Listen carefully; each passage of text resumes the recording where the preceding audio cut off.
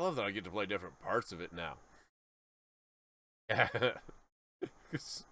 Fucking 2B fought that whole boss the entire time. What do I have to fight? If she had to fight that, oh fuck, it's gonna be bad.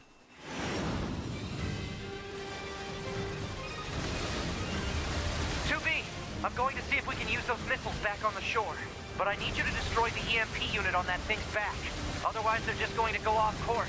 On.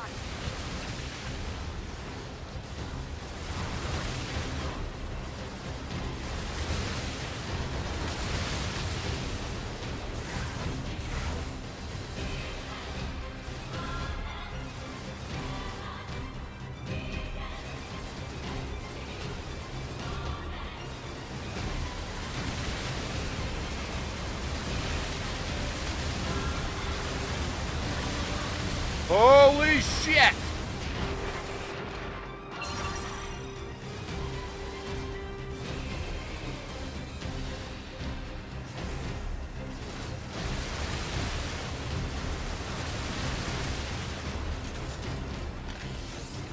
Give me control back!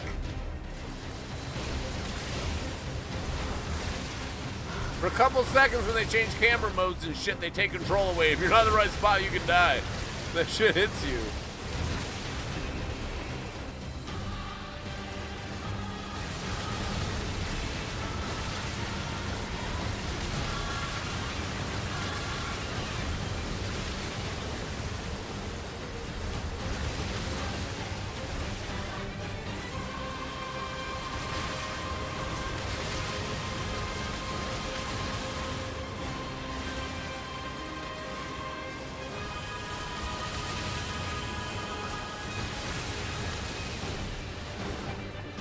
Woo-wee!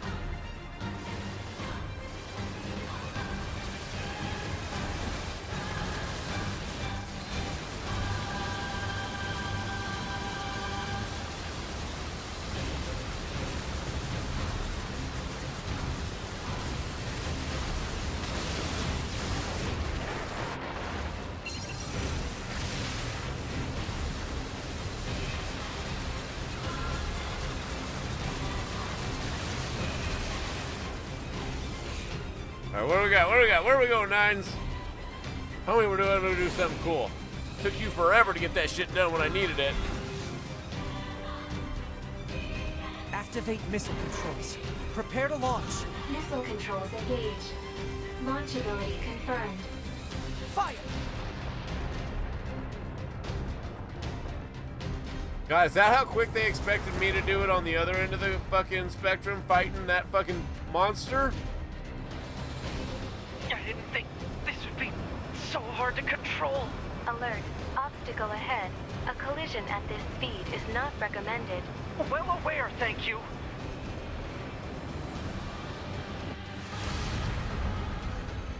You actually had to control that shit.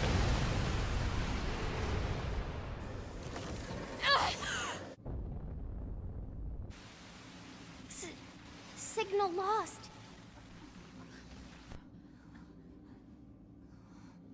Organize a search and rescue party for the missing Yorha members at once.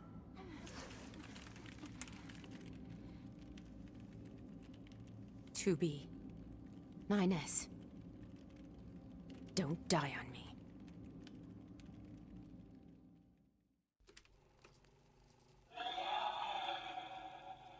The child held sway over enormous strength.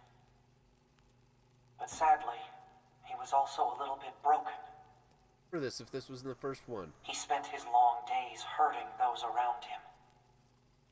He tried his best to be good and kind. But despite his efforts, things never seemed to turn out. They told him he was unwanted. They abandoned him in the deep, dark ocean. Oh, that's what we just At the fought. bottom of the sea, he cried out, "Mother, Mother, Mother, Mother." But his voice never reached his mother. Maybe, I don't know. Okay, so we get to see now, I guess, what happened to 9S. Because they're separated from this part until like the end of the game. This is Tactical Support Unit Pod 042, assigned to 2B. This is Tactical Support Unit Pod 153, assigned to 9S. We pods often participate in the same battles. Exchanging our situational data would theoretically allow us to plan combat strategies in a more efficient manner. Proposal: data should be transferred regularly between Pod 042 and Pod 153. Analysis. This idea is sound. Proposal accepted. Records will be organized in time for the next situational exchange. Like, this wasn't in the first playthrough. Let's see. I'm gonna fuck up your name, man. Loliel? Loliel? Thank you for the follow, man. Thank you for coming to hang out. How do I get through here? So now we are within their brains trying to sync our data. Basically like robot sex. Oh, is that robot porn music? Where am I supposed to go?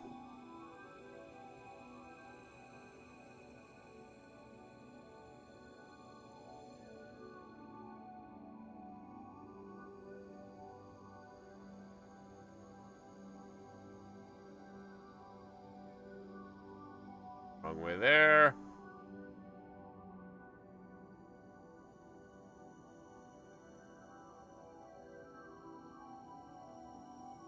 Wait, what does it say?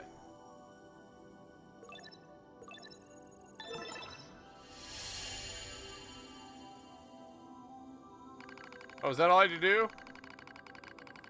Find myself in a bizarre memory storage area stretching as far as I can see. A maze, a labyrinth, no shit, a massive interconnected network. Never seen anything like it. It must have been created by the machines. Then, what am I doing here? I am 9S. That's all I can remember. What? I thought... Large portions of my memory may have been destroyed. What if I forget everything? My memories. We're restoring 9S's memories. Oh, fuck. Okay. Good. Okay. Calm down. Calm down. It sounds like it knows. You're all of a sudden you're like, oh shit.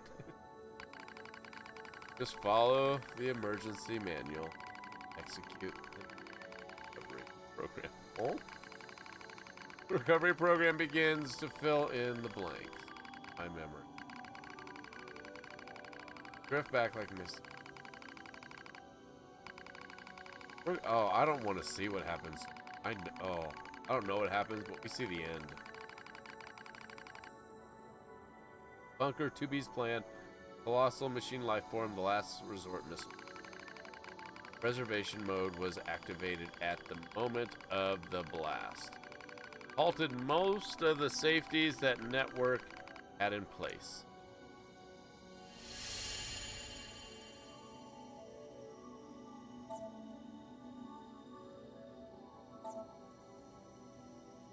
So we're looking for those squares.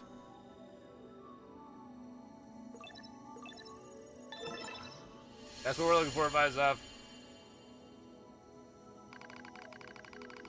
Took a while. Recovery program managed to restore most of my memory function. However, I still can't establish a link to my body.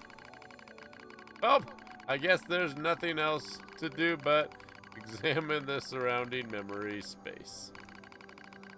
Looks like the machines gathered and stored a lot of here. It all seems pretty random at first, but on closer inspection, I learned how it's all connected.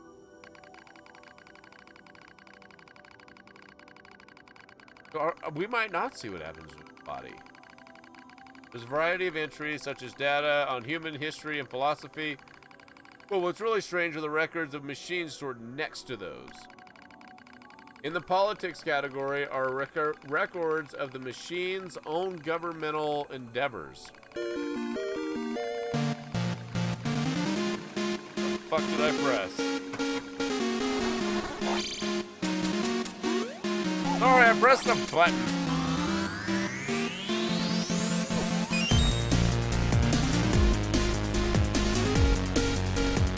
Digimaster 555, what's up, man? Once the music I accidentally triggered gets done, it's the Digimaster raid! Just for you!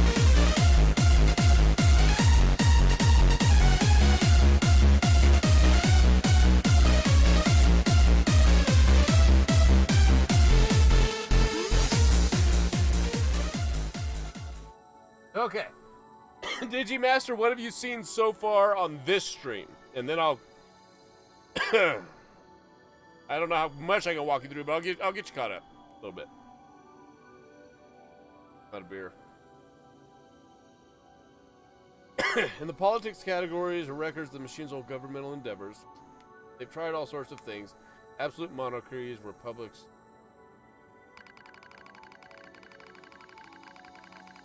That wasn't all. They also engaged in other scholarly pursuits, such as philosophy, mathematics, science, and... Only the few minutes you've been watching? Okay, so did you see that boss fight?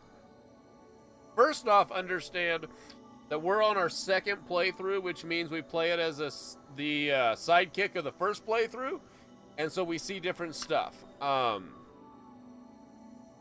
It's roughly 11,000 years in the future. It's the 14th machine and human war. Humans have long since been driven off the planet, and so androids that look like sexy chick humans and weird little kid humans fight the tin can looking robots, which produced that big old boss. Somehow we'll get to that. In that fight, the character that we were playing on this playthrough was knocked in a blast, and his robot, he's an android. Androids and robots fight. Stone dude, you gotta bear with me. And we're trying to piece back his android memories, though his body's he doesn't know where it's at. It's all computers. Okay. So we're reading about what he's finding out in this informational network. It's like the network was copying every possible human behavior and discipline. And we've seen where the monsters, I keep saying monsters, where Adam and Eve, the twins, and all the robots are picking up human traits. And this is where it's starting to show. This wasn't shown in the first playthrough because we didn't play as this character. We didn't see anything like this. Almost as if... I've never seen this. Machines are imitating humans. Why would they do that?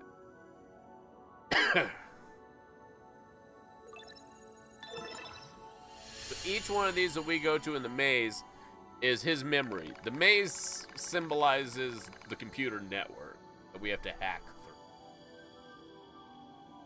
But the game's like a third-person shooter, hack and slash, shoot 'em up, this arcade stuff. It's like 93 genres in one. Amazing.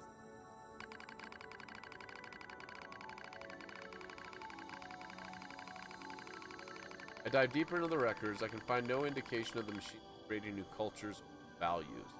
They only imitate human behavior. They're gonna kill each other. Strange thing is, if a unit falls, it fails in exactly the same way the next time. Or if it fails, excuse me. For example, if a machine forms a dictatorship, that eventually collapses. It won't try a new type of government. It just forms a new dictatorship. Or if it plants crops and they die, it just tries the same thing again. And again. And they keep performing the same behaviors. They don't ever learn. That's why we see the scenes of them, some of the real crazy stuff they're doing. When it comes to combat, the machines show